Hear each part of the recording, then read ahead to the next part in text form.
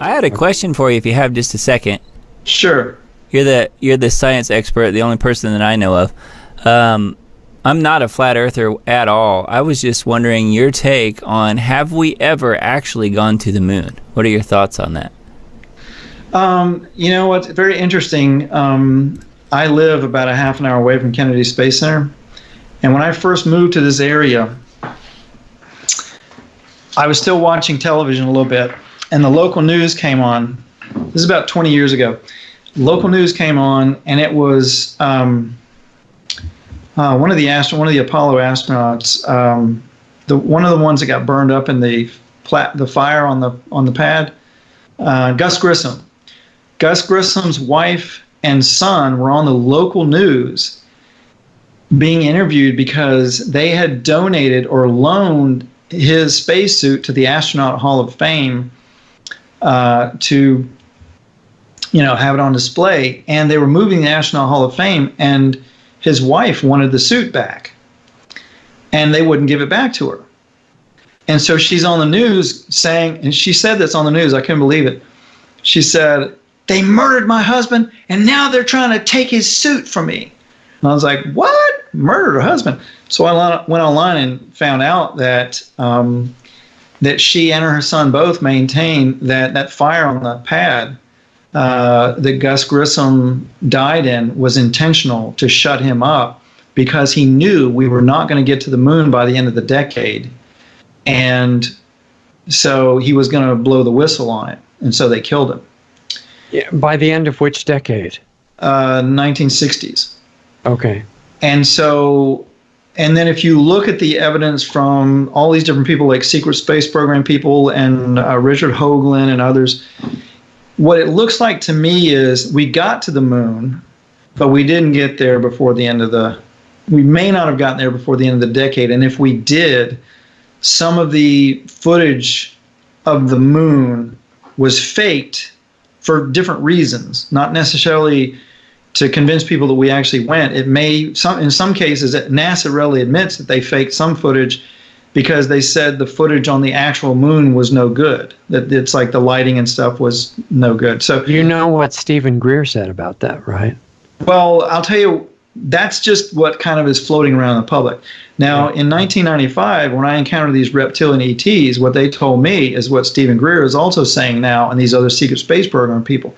I was told this in 95, that the moon is not a natural satellite, that it's a constructed ship, and it was put in our orbit to surveil us, that there are several different ET races that live on the moon or in the moon, and they use the moon to surveil us, and they also use the moon to control us, because the reincarnational cycle that we have here on Earth is being controlled through the moon, so that when you die, you're sent through this kind of like a scalar field that tricks you into manifesting whatever you believe after death is, whether it's going to heaven or Allah or whatever. For a period of time, you manifest what you believe, and basically you get tricked into reincarnating back on Earth. And so this planet this is what they said, this planet is being maintained as like a prison planet to keep people incarnating here over and over and over again. And these ETs from all over the cosmos will dump people here, not physical people, but their consciousness. They'll dump them here in this karmic trap, because they know, because energy can't be destroyed, it can only be changed from one form to another. When they have a problem with somebody in their society, these advanced ET races, they can't kill them because they know they'll just reincarnate and cause more problems. So they put them in these reincarnational traps to keep them away from, so the ETs are saying that Earth is the Guantanamo of the solar system or something? There are many planets like this, but it's one of them, not just as a solar system, but probably our part of the galaxy.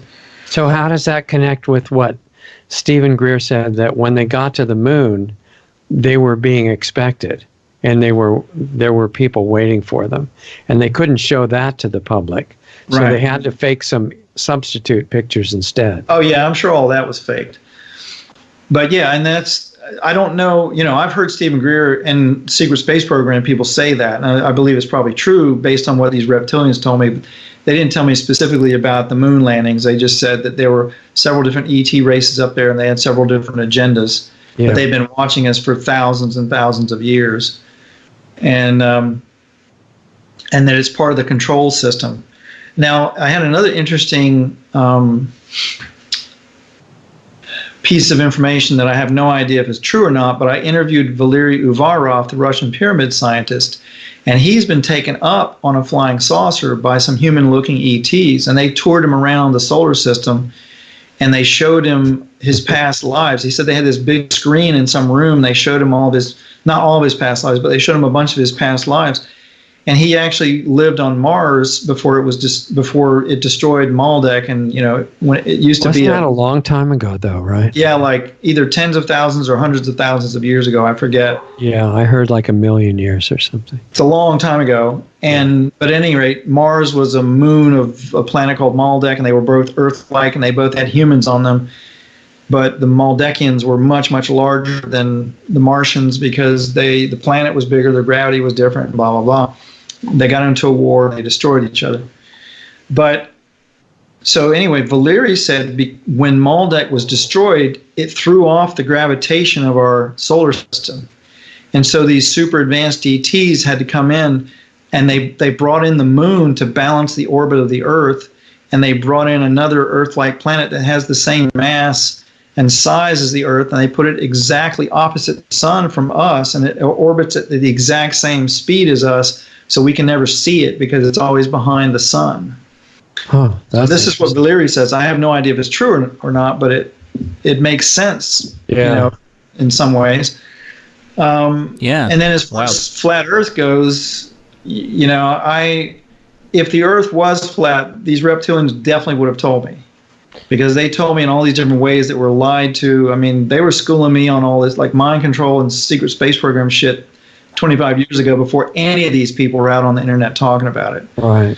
So they would have said if the Earth was flat. And when I asked Valery because he had been up in a flying saucer, I said, "Is the Earth flat?" He said, "No." He laughed and he said, "No, it's round." Yeah. Wow. Well, I think that's true that it's roughly spherical.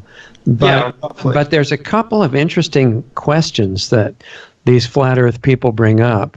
And Doug, you may remember other ones than me, but I remember the one about the Southern Hemisphere air travel. Something about that. Do you remember? I remember roughly, but I don't remember the details. Okay, the idea was that if you look at a globe, a map on a globe, it takes a certain amount of time to fly what would be a straight line along the arc of the surface of the Earth from, say, Australia to the tip of South America or something like that. And if you book a ticket to go from southern Argentina to Australia or South Africa or something like that, they go through all these bizarre circuitous routes that end up taking 10 times as long as it should. And the flat Earth people say, well, that's obviously because they're flying around the edge of the Earth, right? And it just takes a long time to reach points along that arc. Well, one thing, they're not flying over the poles because those are no-fly zones. There's military bases and supposedly reptilian bases and all kinds of stuff down there. Particularly the South Pole, right? Right. Yeah. So, and even the North Pole, when Richard Byrd went to the North Pole, he said there's a big hole there. Yeah. Right, and there's a big hole, and there was trees and stuff, and a certain area screen, and yes. So we're being lied to up and down the street, and I'll be the first one to say we've been lied to about everything, especially in technology and science. But flat Earth doesn't make sense from the things that we know, from things we can observe, and from people we can trust, like Nassim Haramein. The physics doesn't add up with a flat disk. Especially, just think of it commonsensically. You can take a telescope, you get a good telescope in an area where it's not very lit up, and you can look out and see the other planets. You can see the planets are round because you can see the surface change on them as they rotate. You mean? Right. So does that mean that we're the only flat disk in the solar system? Doesn't make sense. No, it doesn't. So I don't think the Earth is flat. I think it's Well, round. the flat Earth people say that these are basically high-tech images embedded in the clear dome above us. None of them exist in reality. But Yeah, I'd say all of the arguments that I've seen for flat Earth, the people didn't understand physics. And saying that with the understanding that 95% of what I was taught about in physics in school was bullshit. So yeah, I'm not saying that that's right either. Yeah. It's that, like, you know, the lensing effect of the atmosphere. I saw an experiment done, which was pretty smart, actually. You know, you get two boats 5 miles apart out on the ocean or some big lake or whatever, and you shoot a laser from one boat to the other. And, you know, if the Earth is flat, then it should show up a certain place. And if it's round, it should show up a certain place. And the flat earthers would say, well, see, it proves it's flat. But what they don't understand is how strong the lensing effect of the atmosphere is. in other words, the laser beam bends. Right, it bends. And I remember when I was a kid, I used to shoot model rockets. And I had a model rocket that went out with a camera. And so I would take pictures of the atmosphere. And what was interesting was, depending on the angle of the camera that it happened to be swinging when it was falling, sometimes the Earth would look round, sometimes it would look perfectly flat, and sometimes it would look convex. And that was just from the lensing effect of the atmosphere a few hundred feet up. And then I saw a YouTube video of a guy who sent a GoPro up to figure out if the Earth was flat. He sent it up on a helium balloon miles up, and he retrieved the video. And you saw the same thing. As that camera was swinging in the wind, the Earth would go from convex to flat to concave. So there are things like that that the people who are studying flat Earth are not aware of, and so they don't figure that into their analysis. I have yet to see one of the coach. main mathematical things they bring up is that if you're standing on a beach looking out to a boat that's X distance away, if it's that distance, and I don't remember the exact numbers, but they said if it's that distance based on the curve of so much drop, per mile, you should not be able to see the boat anymore, but you still could, right? You've heard that one. Right, and I'll tell you this, because I've seen that argument. I live at the beach, so I went to the beach. I have a friend lives on the beach, and he's got a telescope. I borrowed his telescope, and I watched cruise ships going out to sea, and you can see them. They do go below the horizon. They sink, and they shouldn't ever sink if it's flat. Exactly. They should just disappear. But with a telescope, you can see them. They'll go down behind the horizon. Okay. And I'm surprised nobody has done that. But the thing is, if I put that on YouTube, everybody would just say, "Oh, it's a conspiracy." They say you're a racist, obviously. Right. But see, this is part of the mind fuck with it. This mind control that's being done is to throw so much bullshit out. And this is what, to me, flat Earth is. They throw so much bullshit out that nobody knows what to believe, and therefore they don't believe anything. They think everything is a conspiracy, and there's no way of knowing anything, and they don't develop their own discernment. I agree, Right. 100%. Yeah, absolutely. Yeah, it's pretty effective. Mm-hmm. But that way of checking the boat thing is really smart, because instead of figuring out the exact math of the curve and the drop per mile and everything, just watch a boat, and if it disappears, it's not flat. Right. Yeah, I mean, if it disappears, gradually sinks. The funny thing is, I was like studying all these different ways that people were proving that the Earth is round, and they mentioned that it should go behind the horizon. I thought, well, hell, I can check that. Yeah, so that was great. Yeah. I think that pretty much ends the question. Exactly, and anybody can do it if they get flat. That would never sink. Right, you got to have a telescope, because you can't see the naked eye. They get so far away before they go down. Right, you really can't see it with the naked eye. Yeah. I've noticed one other thing, too, that I don't really hear anyone talking about. I follow earthquakes pretty closely, and you can have a really large, deep earthquake somewhere on the globe, and then on the antipode, just within a few days, you'll have another very similar sized earthquake, almost exactly straight through the planet if it was a sphere. You'll have another reactive sort of earthquake. And I don't really hear anybody talking about that much. And I brought that up when we talked to Mark, what's his name, the other flat earther one time, and he'd never heard of that and couldn't really explain it either. Yeah. How, it's kind of like if you're pushed on one side of a ball, the other side would expand. How would you have that in a flat Earth? I don't understand. Yeah. He didn't really have an answer for that. That's right. And these we talked about during the show, the Earth is a living being like a human body would be, and there's all kinds of life processes going on there, including energy polarities and not just ley lines on the surface, but all the way through it, very complex, probably almost infinitely complex if you could perceive it. And there were, I forget how long ago, maybe 20 years or a little bit more, the military, the people who were really studying ways to mess things up faster and faster on the Earth, found what they thought was the primary line in essentially what amounted to the chakra points in the Earth, from one surface point through the middle to the other side. And they thought maybe they could stop the evolution of human consciousness by putting some nuclear weapons inside that tube. And they located 2 points, one near an island in the South Pacific and one near the Great Pyramid in Egypt. And they started blowing up nuclear bombs in there. And they were met by some very unusual figure, this tall guy with the long beard, and didn't say a thing, but showed them something in a book. And they abandoned the project and he disappeared. Interesting. And I thought that was pretty interesting, yeah. Well, definitely. I met this guy who developed a free energy technology, and I guess the military got interested in it for whatever reason. So he had some inside information with what the military was doing, and he was the one that told me that they were altering the ley lines with scalar technology. Yeah. And where I'm at right here in New Smyrna Beach, we're on the largest ley line in the United States that comes out of Mount Shasta, and it comes across the U.S. right through my town. Wow, I didn't know that. Yeah. What's the name of your beach, Smyrna? New Smyrna Beach.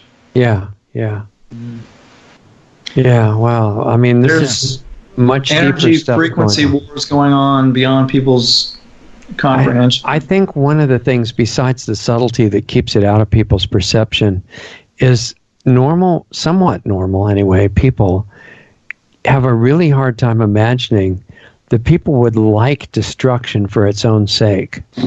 Well, and a lot of times they're not people. Well, that is one issue. But all you have to do is look at, like when people say, why would anybody do that? Why would anybody put in 5G and pollute their own families, right? Yeah. They're not. The ETs are not, but there are people on the world. No, the people aren't either. There are cities, it's coming out now that there are cities like Brussels, for example, where they're banning 5G. The local governments are somehow able to ban 5G so they don't have it. And guess what? These areas correlate to where the super wealthy families live. I noticed that, but I think that's one level of awareness of the situation. At a higher level, they're planning a total suicide mission. Oh, absolutely. And that's something we didn't talk about. They don't tell the intermediate rulers about that because it would really ruin their enthusiasm. Right. And we didn't talk about the extraterrestrial involvement in all this, but that's really where it's coming from. And and I think a lot of it's not even ET, it's non-physical. Right. On non-physical dimensions. The reptilians have a big, big hand in it. Artificial intelligence has a big hand in it. Yeah. It's got to do with with eliminating people, and I don't know what the agendas are. Well, and the other life forms on the planet, I really think that they're doing it according to a specific ceremonial sacrifice, and I think that they're intending to get a major reward on non-physical levels that they don't pollute, and then they'll just go there. Yeah. I don't think it's going to work the way they planned, but I think they believe that. It never does. That's one of the things these reptilians don't fall on. It's like Coyote trying to catch Roadrunners. Rats, exactly. I thought I had everything figured out, And we're too unpredictable. Yeah. But if people decide we've really got it and they get convinced by their bosses and their bosses and their bosses and everybody feels secure until they see the result. But I just don't think it's a very good thing to see through to the end because there's so much suffering involved. And if we can do what you said and activate our own coherent energy projection fields, then I don't think it could keep going. That reminds me, one of the things I forgot to mention too is I think it's going to become necessary to be ingesting Ormus to protect ourselves against this stuff. That's really interesting. Yeah. And you're experimenting with what the best kinds are and stuff like that? Yeah. I'm actually going to be selling this brand called Vancouver Island Ormus. I know the guy that makes it. He's a brilliant, brilliant guy, and he does it right. And as long as you take it in small doses, like he recommends, like a teaspoon a day, it'll raise the superconductivity in the body, and it'll allow us to use our consciousness and our physiology to protect ourselves along with all the other stuff. Is it any particular element in the major part, or is it just a whole bunch of different ones? It's different ones, but gold is one of the predominant ones. So if it's a teaspoon, it's not a teaspoon of pure gold. What's the matrix it's in? It's a precipitate. It's like it's a silicate. It's like a white powder in a liquid. And then silica being the main element, though. Yeah, and when it's like the carrier, and then when you ingest it, enzyme activity and bacterial activity will break it down into monoatomics. So what I'm teaching people to do is to vortex it in a magnetic field, like with a vitalizer or something like that, before you drink it. Then you get way better results with it. Have you been trying it for a while? For a few weeks, yeah. Okay. As a matter of fact, when I got hit with this energy weapon, it felt like I had brain damage. It's like my brain actually hurt for a few weeks. And I could tell, there was one day in the middle of it where I couldn't carry a logical thought the whole day. I was just like in this dream state, and I knew what was going on. I knew it was an attack. So after I got through the thick of that, I started taking supplements and this Ormus supplement, and I vortex all of it in a magnetic field and a vitalizer, and that it was like this pressure in my head went away when I started doing it. Okay, because one thing that makes it tricky to tell what's going on is there's so many variables simultaneously acting on you, right? Mm-hmm. But if you changed only that you were doing the Ormus so you could identify what it was doing, then if that's what it was doing, you'd have to start selling it already. Well, I already know from many years of playing with this stuff. It's not like this is the first time I ever did anything with it. I've used quantum biofeedback for years with different types of Ormus to see what's going on in the body. So I already know what it does.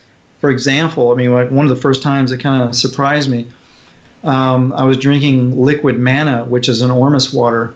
Yeah. And they'd recommend drinking a tablespoon or two. I drank a whole freaking bottle of the stuff. It was like 16 ounces. And then I went and got a skio session. And the skio, you've got electrodes hooked to your wrists and ankles and your forehead. And normally when I would, get zapped to it, I would just feel either energized or tired or whatever from it. But when I got hooked up to it that time, man, I was seeing like lightning bolts and lights flashing and shit. It was like geometric patterns, all kinds of crazy stuff when that machine was running on me. And then I saw how I felt afterwards. And of course, the machine itself will tell you what's going on. And I probably get at least a dozen quantum biofeedback sessions a year, at least, because I'm always testing supplements and stuff with it.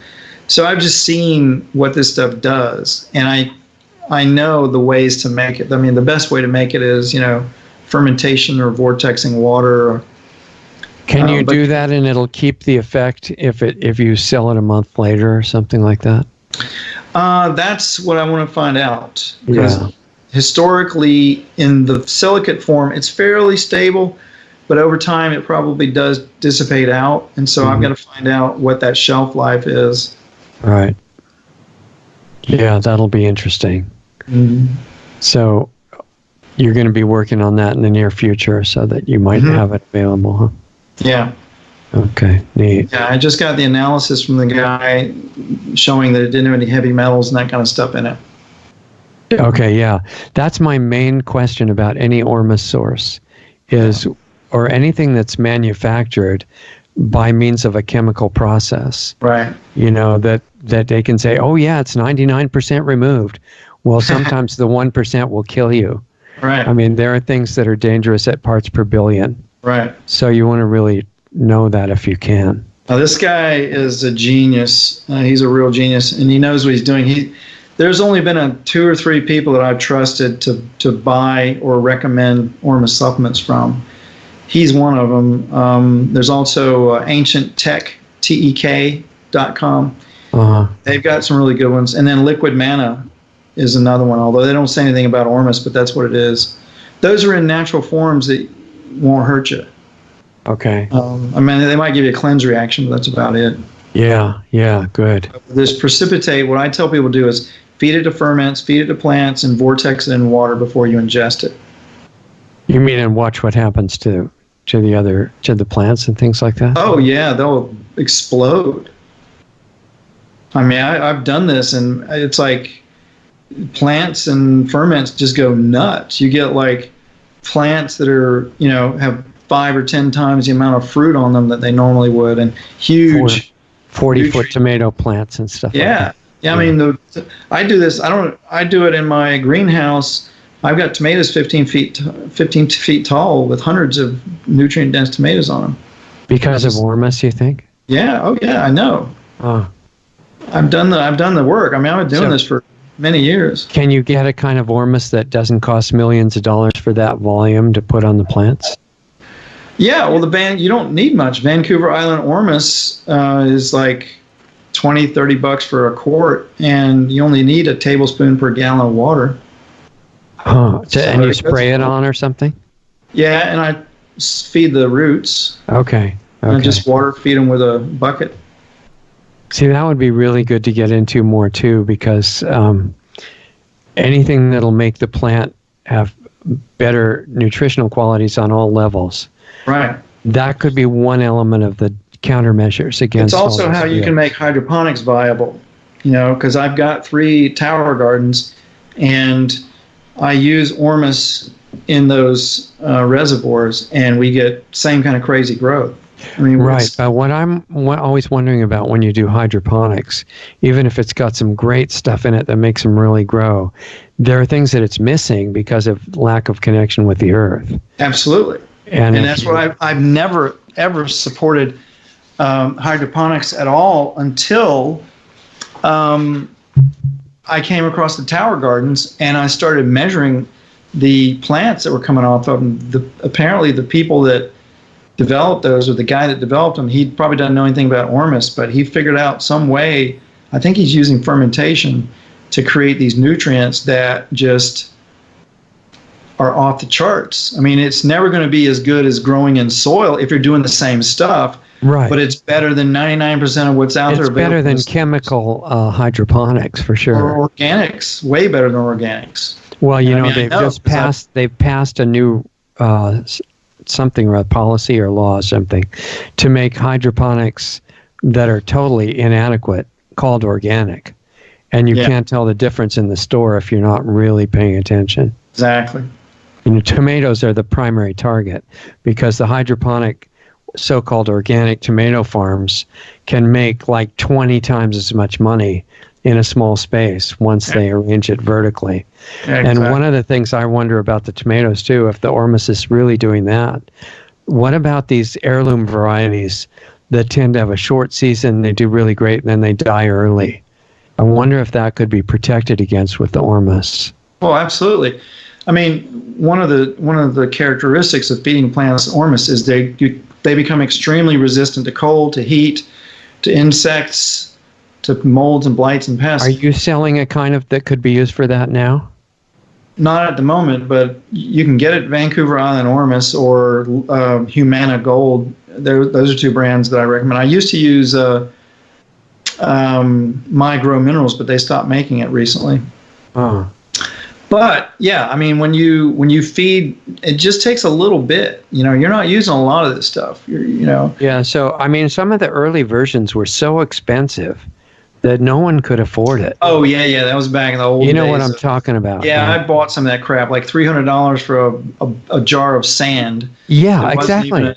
It wasn't even precipitate. I tend to lose track of time. It seems like just a few minutes ago, but it's probably like 30 years ago or something. And I just remember that Ormus, you have to be super rich to eat. Yeah, they called it white powder of gold and all that. Yeah. as if it were pure gold, and they priced it that way. Yeah, exactly. And it wasn't bioavailable either. Well, no, that's the other thing. Yeah. But it had great promotion, though. Exactly. The people that were selling it didn't know what the hell they were doing, and You're nobody going to else have to sell your house, but it's going to make you really smart. Exactly. But yeah, that's it. Now it's all getting cheap and affordable and high quality. And you've tested that brand enough to know that that's a good one. Yeah, I the first time I talked to the owner of the company, we had a 5-hour conversation on the phone. Okay. Yeah. Good. He's brilliant, and he knows what he's doing, and he's adhering to the quality so that you're not getting heavy metals and that kind of stuff. And of course, I won't take his word for it. I'll test it. I'll send it off to labs and stuff and have it tested. So you're still involved in the testing procedure for that, right? Yeah, I'm taking it myself right now to see, because the one thing I've learned a long time ago, I don't really need to do empirical testing. I intuit. If you can tune into what it feels like, I think that's good. I mean, I do the empirical testing, but every time, man, it's like I just look at the whole package and I taste it, try it, use it, and I can feel if it's any good or not. And empirical testing verifies every time.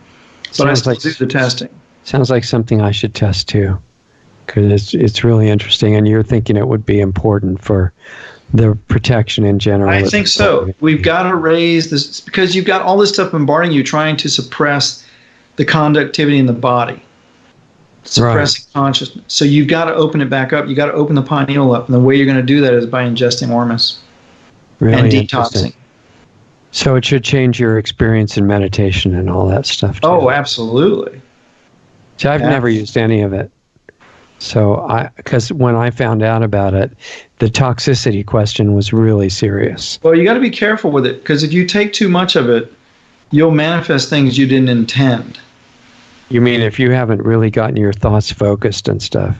Right. And your mind's wandering around with all this bizarre stuff and everything. Exactly, because it does accelerate manifestation of thought. Yeah. So you've got to, you can't be some cuckoo nutty scramble brain. Well, most average people have their thoughts are total chaos. Exactly. They're just not focused on them. Yeah. Yeah. Unless you feed it to plants. This is why I've been telling people for years and years and years. You feed it to plants. Yeah, plants are focused in the right direction. You feed it to ferments, and then they'll make it safe. Yeah. Interesting. This is just. I've been meditating on this for months, and this is what I'm getting. It's like we've got to do all this stuff, including getting the conductivity in the body up. Yeah. I think we're the generators that are going to have to change the atmosphere. Mm-hmm. And you've already proven that if we do that, we can probably harmonize the weather even better than the home shield. Well, we can do that now. It's just that you have to be out there all the time to do it, with all the technology being used to screw it up. It's like but I'm taking meditation circles out in my backyard, and we've cleared the skies just with a meditation circle. But then you leave, and eventually they come spraying again and stuff. But I think if you take it as a baseline that we're just, relatively speaking, you recalibrate to zero and say this is a basic beginner level. What will we be able to do when we take it further? Yeah. Well, I've met people that were powerful enough that, they could alter matter and stuff, but those people are extremely rare because it takes a whole lot of work and time to get there.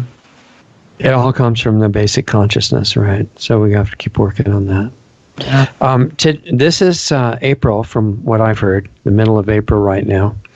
And you're going to be leaving in May or something, or later April? Yeah, 1st of May, I'm going down to Miami for 5 days, and I'll be back for a few weeks. And then 1st of June, I'm going to Bosnia for 3 weeks, and then to Washington. So I'll be gone pretty much all of June. We had Sam on our show, right? I should get him back on. No, I didn't know that. Yeah, it was great. Yeah. All about the Bosnian stuff. Yeah, he's getting out there, man. I emailed him because I came across John Vivanco. He'd be another good person to interview if you haven't seen this guy. I don't know him. How do you spell his name? Vivanco. And go onto YouTube and watch some of his videos. He's a remote viewer. He's got a company that does remote viewing professionally, and he's remote viewed all kinds of really interesting stuff, and he's done things. He can verify that what he's seeing is legit. I mean, he's done it with verifiable targets. Right. With his team. And anyway, so I told Sam, one of the things that Sam does is he'll get psychics to go and walk the land to tell him where to dig to find stuff. And it works really well. Yeah. That's like a broad spectrum dowsing, basically, without sticks. Yeah. And so I said, well, man, you ought to get a hold of this remote viewing guy and to get him to remote view over there and see what he sees. Under the land, right? Under the soil. Yeah, wherever. I mean, all over. It's like usually underground, yeah. Yeah. But even in the pyramids themselves, they're excavating all these tunnels and things. There may be something hiding in close to where they've excavated that they don't know about yet. Exactly. So this guy's on YouTube? Yeah, he's going to be speaking at the ESETI conference where I'll be at. Okay. Really cool guy. Wow. Yeah, maybe we could meet him when we do our show, too. If he feels like it. Yeah. That'd be fun. Yeah. If you guys are talking.